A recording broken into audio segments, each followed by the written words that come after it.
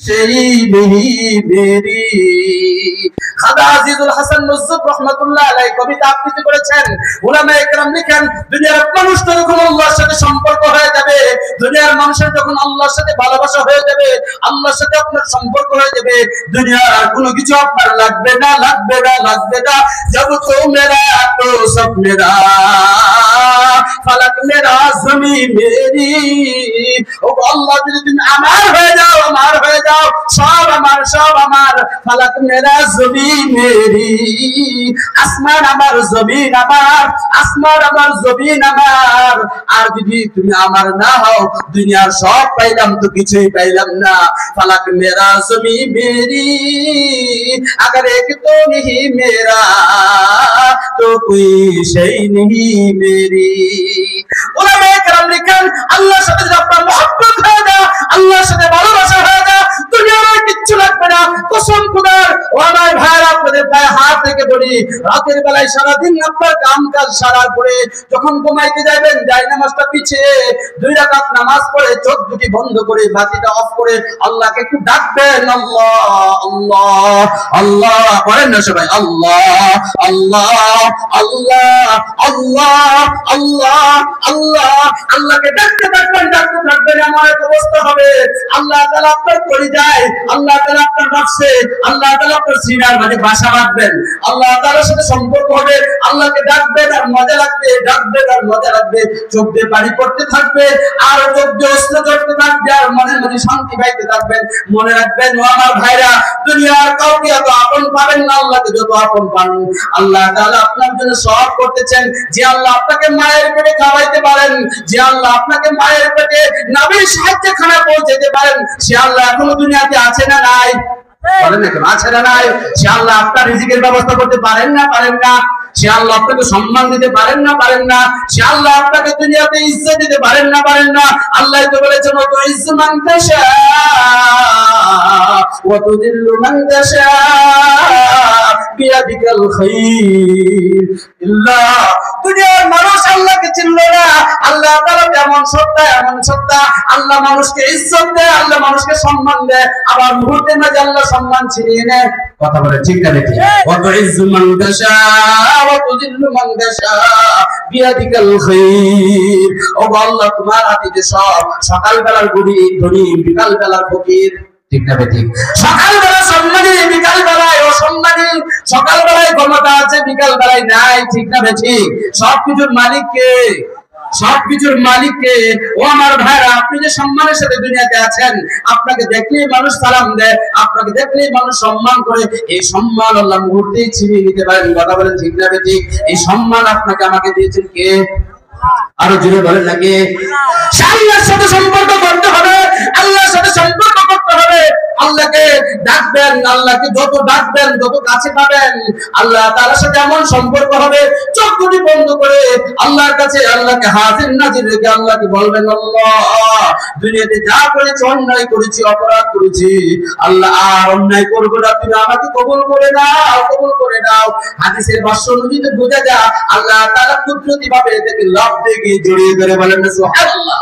আল্লাহ ঘোষণা করেন, ইয়া আইয়ুহাল্লাযীনা আসরাফু আলা আনফুসিহিম লা তাকনাতু মির রাহমাতিল্লাহ ইন্নাল্লাহা ইয়াগফিরুয যুনুবা জামিআ। আল্লাহ বলেন, দুনিয়ার মানুষ তোমার 50-60 বছরের জীবন অতিবাহিত হয়েছে, কোনদিন নামাজ পড়ো নাই, কোনদিন রোজা রাখো নাই, কোনদিন হজ করো নাই, কোনদিন যাকাত দাও নাই, কোনদিন দাড়ি রাখো নাই, তুমি মাথায় যাও নাই, মসজিদে যাও নাই, তুমি মনে করো আল্লাহ আমাকে চিনে না, আল্লাহ আমাকে মাফ করবে না। না না না না, ও গুনাহগার ভাই আমার, আল্লাহ আপনাকে ডাকছে, আল্লাহ আপনাকে ডাকছে। আল্লাহ বলেন, ইয়া আইয়ুহাল্লাযীনা আসরাফু আলা আনফুসিহিম লা তাকনাতু মির রাহমাতিল্লাহ ইন্নাল্লাহা ইয়াগফিরুয যুনুবা জামিআ। ও গুনাহগার, তুমি যতই গুনাহ করো না কেন, তুমি জিনা করেছো, তুমি ব্যভিচার করেছো, তুমি চুরি করেছো, তুমি ডাকাতি করেছো, তুমি ছিনতাই করেছো, তুমি দাড়ি রাখো নাই, তুমি নামাজ পড়ো নাই, তুমি রোজা রাখো নাই, কিন্তু আলেমদের কথা শুনেছো, কোরআনের কথা শুনেছো, হাদিসের কথা শুনেছো, মনটা নরম হয়েছে, তো হাত উঁচু করে আমি আল্লাহর দিকে মুতাওয়াক্কিল হও, আমি আল্লাহর কাছে তওবা করো, আমি আল্লাহর কাছে প্রার্থনা করো। আল্লাহ বলেন, লা তাকুনাতু মির রাহমাতিল্লাহ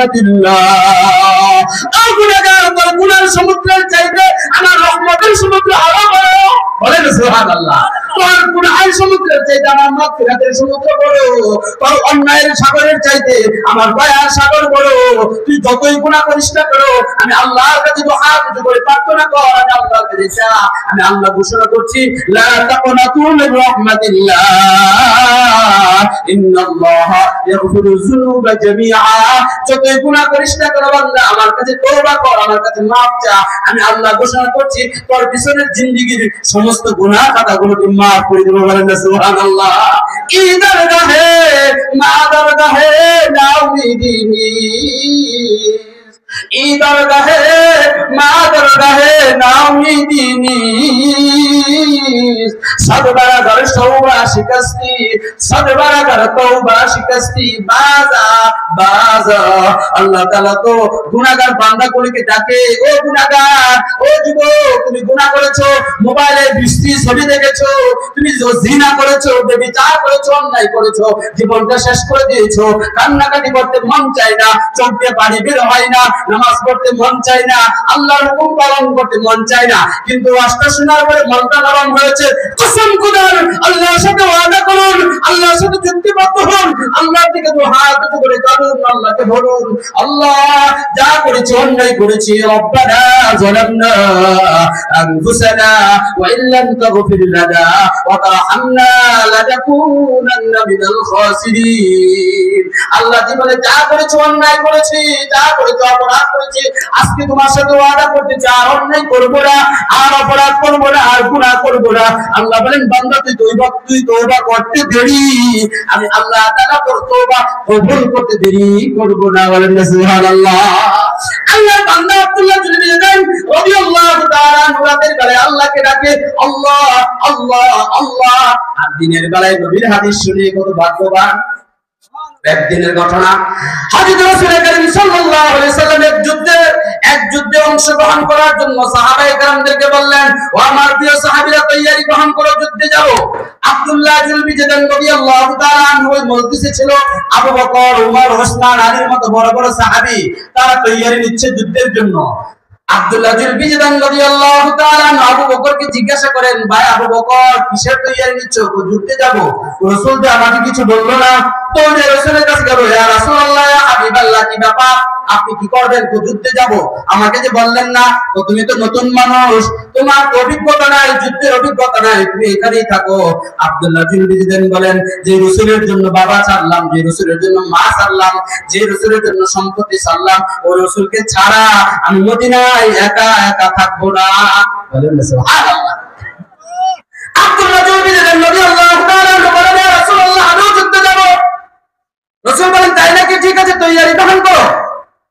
সাহাবায়ে কেরাম তৈয়ারি নিলেন, যুদ্ধের ময়দানের দিকে রওনা দিলেন। আব্দুল্লাহ ইবনে জাবাল রাদিয়াল্লাহু তাআলা রওনা দিলেন। আগেকার সময় তো যোগাযোগ ব্যবস্থা তেমন উন্নত ছিল না, হেঁটে হেঁটে রওনা দিলেন।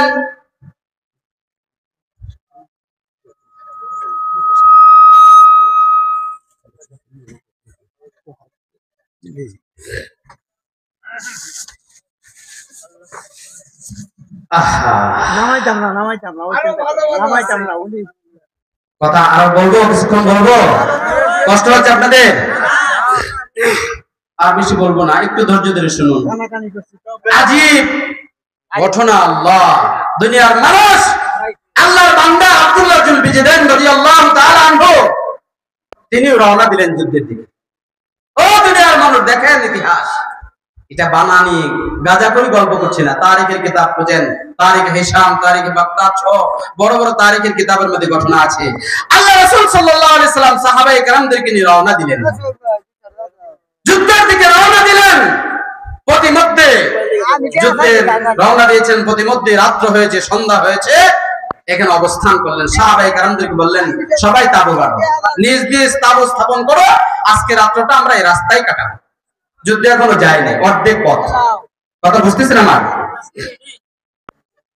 হযরত আব্দুল্লাহ ইবনে জাবাল রাদিয়াল্লাহু তাআলা আনহু তিনিও তাঁবু স্থাপন করলেন। সাহাবারা তাঁবু স্থাপন করলেন। তাঁবু বুঝেন তো, ওই ত্রিপাল দিয়ে বাদ্যানীরা যেরকম বানায় না, অস্থায়ী ঘর, এরকম অস্থায়ী ঘর স্থাপন করলেন রাত্রে থাকার জন্য। আব্দুল্লাহ ইবনে জাবাল রাদিয়াল্লাহু তাআলা আনহু তাঁবু স্থাপন করলেন। তাবু স্থাপন করার পরে রাতের বেলায় এখানে অবস্থান করছেন। রাত্র যখন কিছু কয়েক ঘন্টা অতিবাহিত হয়েছে, তখনই আব্দুল্লাহ জুল বিজদান রাদিয়াল্লাহু তাআলা আনহুর শরীরের ভিতরে জ্বর চলে আসে। জ্বর উঠে গেছে, শরীরের ভিতরে কম্পন শুরু হয়ে গেছে, এত প্রচন্ড জ্বর, শরীরের ব্যথা, জ্বর শুরু হয়েছে। রাসূল করিম সাল্লাল্লাহু আলাইহি সাল্লামের কানে আওয়াজ আসলো যে আব্দুল্লাহ জুল বিজদান অসুস্থ। আব্দুল্লাহ জুল বিজদান কি হয়ে গেছে? অসুস্থ। রাসূল করিম সাল্লাল্লাহু আলাইহি সাল্লাম আবু বকর ওমরকে বললেন, আবু বকর, ওমর, আমার সাথে চলো, আব্দুল্লাহ জুল বিজদান অসুস্থ, তার তাবুতে যাব। বলেন না সুবহানাল্লাহ। আপনি বলেন নবী তার কাছে যাচ্ছেন। আবু বকর মনে মনে বলে, কি এক ব্যক্তি আইলো, ওরে বাবা গো, রাসূল তার জন্য পাগল, রাসূল পাগল। আব্দুল্লাহ জুল বিজদান রাদিয়াল্লাহু তাআলা আনহু জ্বরে কম্পন শুরু হয়েছে। রাসূল করিম সাল্লাল্লাহু আলাইহি সাল্লাম নিজের তাবু থেকে হেঁটে হেঁটে আব্দুল্লাহ জুল বিজদান রাদিয়াল্লাহু তাআলা আনহুর তাবুর কাছে আসলেন। তাবুর গেটে যখন আসলেন, দেখলেন আব্দুল্লাহ কাঁপতেছে। সালাম দিলেন, আসসালামু আলাইকুম ওয়া রাহমাতুল্লাহ। সালাম দেওয়ার পরে আব্দুল্লাহ জুল বিজদান রাদিয়াল্লাহু তাআলা আনহু নবীর দিকে তাকালেন। নবী আলাইহিস সালাতু ওয়াস সালাম আব্দুল্লাহ জুল বিজদানের কাছে গেলেন। যাওয়ার পরে আব্দুল্লাহ জুল বিজদান রাদিয়াল্লাহু তাআলা আনহুর মাথাটা হাতে নিলেন। হাতে নিয়ে নিজের রানের উপর, নিজের কোলের উপর রাখলেন। বলেন না সুবহানাল্লাহ। নবীর কোলে আব্দুল্লাহর মাথা, চোখ দুটি নবীর চেহারার দিকে, নবীকে তাকিয়ে দেখে নবীর চেহারা এত সুন্দর, এত সুন্দর, নবীর মতো সুন্দর মানুষ তো আর পৃথিবীতে অতিবাহিত হয়নি। নবীর চেহারাকে এত কাছ থেকে আব্দুল্লাহর কোনোদিন দেখেনি। একেবারে কোলে যেহেতু মাথা, নবীর চেহারার দিকে তাকিয়ে আছে। নবীর ভালোবাসা, প্রেম, তার চোখ দিয়ে ঝরঝর করে পানি পড়তেছে। আব্দুল্লাহ জুল বিজদান রাদিয়াল্লাহু তাআলা আনহুকে বিশ্বনবী বলেন, ও আব্দুল্লাহ, তোমার শরীরটা কেমন? আব্দুল্লাহ কাঁদে আর বলে, ইয়া রাসূলুল্লাহ, ইয়া হাবিবাল্লাহ, আমার শরীরটা এত খারাপ ছিল, এত খারাপ ছিল, আমার মনে এত দুঃখ বেদনা ছিল, চোখ দিয়ে ঝরঝর করে পানি পড়তেছিল। কারণ আজকে আমার জ্বর হয়েছে, আমার পাশে মা নাই, বাবা নাই। আমি যখন ছোট্ট ছিলাম, আমার তখন জ্বর হতো, আমার বাবা একজন, দুইজন নয়, একাধিক ডাক্তার দিয়ে আসতেন। আমার মা মাথায় জল পড়তে দিতেন, সারা রাত আমার কোলের পাশে বসে থাকতেন। আজকে আমার পাশে মা নাই, বাবা নাই। অন্যায়কে আমি ইসলাম ধর্ম গ্রহণ করেছি, অপরাধকে আমি মুসলমান হয়েছি। মানে এত কষ্ট লেগেছে, এত কষ্ট লেগেছে, চোখ দিয়ে ঝরঝর করে পানি পড়তেছিল। কিন্তু কসম খোদা, ইয়া রাসূলুল্লাহ, ইয়া হাবিবাল্লাহ, আপনি বিশ্বাস করবেন কিনা জানি না, আপনি যখন আমার কামরায় আসলেন, আপনি যখন আমার মাথাটা আপনার কোলে রাখলেন, আমার মনের সব দুঃখ বেদনা, মনের সব আফসোস আমার সরে গেছে। বলেন না সুবহানাল্লাহ। আমার শরীরে কোনো ব্যথা নাই, আমার আর কোনো আফসোস নাই, আমার মনের কোনো তামান্না নাই। আমি নবীর কোলে মাথা রেখেছি, আমার আর কোনো আফসোস নাই। নবী আলাইহিস সালাতু ওয়াস সালাম আব্দুল্লাহর দিকে তাকিয়ে নবীও কান্না শুরু করে দিলেন। নবীর চোখ দিয়ে পানি পড়তেছে, আব্দুল্লাহর চোখ দিয়ে পানি পড়তেছে। এই চোখে চোখে চোখ রেখে কান্না শুরু হয়েছে, কান্নার অশ্রু। এখানে কোনো কথা নাই, কিন্তু অশ্রু যেন অনেক গভীর কথা বলতেছে। দুজনের কথোপকথন চলতেছে অশ্রুর কথা। অশ্রুর কথা আছে না নাই? চোখের পানিরও ভাষা আছে, আছে না নাই? দুজন কান্না করতেছে। হঠাৎ করে বিশ্বনবী সরদারে দুজা, আকায়ে নাম্বার, তাজদারে মদিনা, হযরত মুহাম্মদ মুস্তাফা সাল্লাল্লাহু আলাইহি সাল্লাম তাকে দেখেন। আব্দুল্লাহ জুল বিজদান রাদিয়াল্লাহু তাআলা আনহু জোরে একটা শ্বাস নিলেন, মাথাটা জোরে টানা দিলেন। তাকে দেখে আব্দুল্লাহ জুল বিজদান রাদিয়াল্লাহু তাআলা আনহুর চোখ দুটি বন্ধ হয়েছে। আব্দুল্লাহ জুল বিজদানের ওয়াফাত হয়েছে, মৃত্যুবরণ করেছে, নবীর কোলে তার মওত হয়েছে। আব্দুল্লাহ জুল বিজদানের চোখের পানি তো বন্ধ হয়ে গেছে, মারা গেছে, তার চোখে আর পানি নাই। কিন্তু রাসূলের চোখের পানি তো আর বন্ধ হয় না। রাসূল কান্না শুরু করে দিলেন, রাসূলের চোখ দিয়ে ঝরঝর করে পানি পড়তে শুরু করলো। আব্দুল্লাহ কান্না বন্ধ, রাসূলের কান্না তো বন্ধ হয় না। রাসূল কাঁদে, আবু বকর কাঁদে, ওমর কাঁদে, উসমান কাঁদে, সাহাবীদের মাঝে কান্না রোল পড়ে গেল। সকলে কান্না শুরু করে দিল, কান্না শুরু করে দিল। রাসূল করিম সাল্লাল্লাহু আলাইহি সাল্লাম বললেন, ও আমার সাহাবীরা, আব্দুল্লাহ জুল বিজদান রাদিয়াল্লাহু তাআলা আনহু এগুলো সাধারণ সাহাবী নয়। ইসলাম ধর্মের জন্য বাবা ছেড়েছে, ইসলাম ধর্মের জন্য মা ছেড়েছে, ইসলাম ধর্মের জন্য সব কিছু ছেড়েছে। তাকে স্বাভাবিকভাবে, এইভাবে স্বাভাবিকভাবে দুনিয়া থেকে বিদায় করা যাবে না, তার গোসলের ব্যবস্থা করো। সাহাবায়ে কেরাম আব্দুল্লাহ জুল বিজদানের লাশটা গোসল করালেন। গোসল করানোর পরে তার জন্য সাদা কাপড় আনা হলো, কাফন পরানোর জন্য। রাসূল করিম সাল্লাল্লাহু আলাইহি সাল্লাম বলেন, কি ব্যাপার, তোমরা কি করতেছো?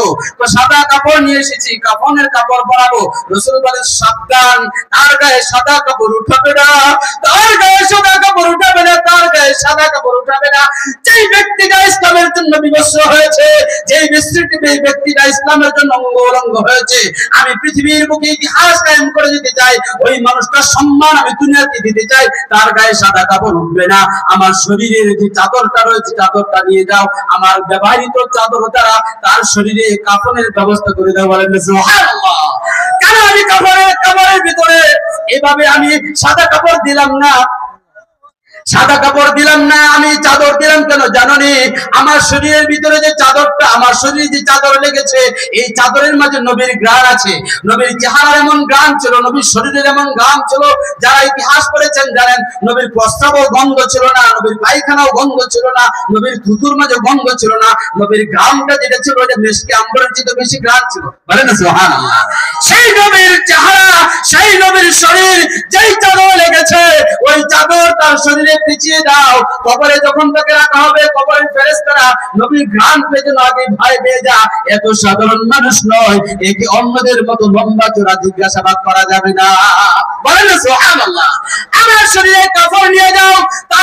তারপরে নবী আলাইহিস সালাতু ওয়াস সালামের চাদর নেওয়া হলো, চাদরটাকে সুন্দর করে তার কাপড়ের ব্যবস্থা করা হলো। সাহাবারা আবার মনে মনে ঈর্ষা করতে শুরু করলেন, এরকম সাহাবী তো আর কোথাও অতিবাহিত হয়নি। তার গায়ে নবীর চাদর, যার গায়ে নবীর চাদর, নবীর ব্যবহৃত চাদর, নবীর ব্যবহৃত চাদর দ্বারা কাফনের ব্যবস্থা করা হলো। এরপরে জানাজার নামাজের পালা। জানাজার নামাজের জন্য সাহাবায়ে কেরাম কাতারবদ্ধ হয়ে দাঁড়ায় গেলেন। জানাজার নামাজ কে পড়াবেন? চিন্তা করলো কে নামাজ পড়াবে।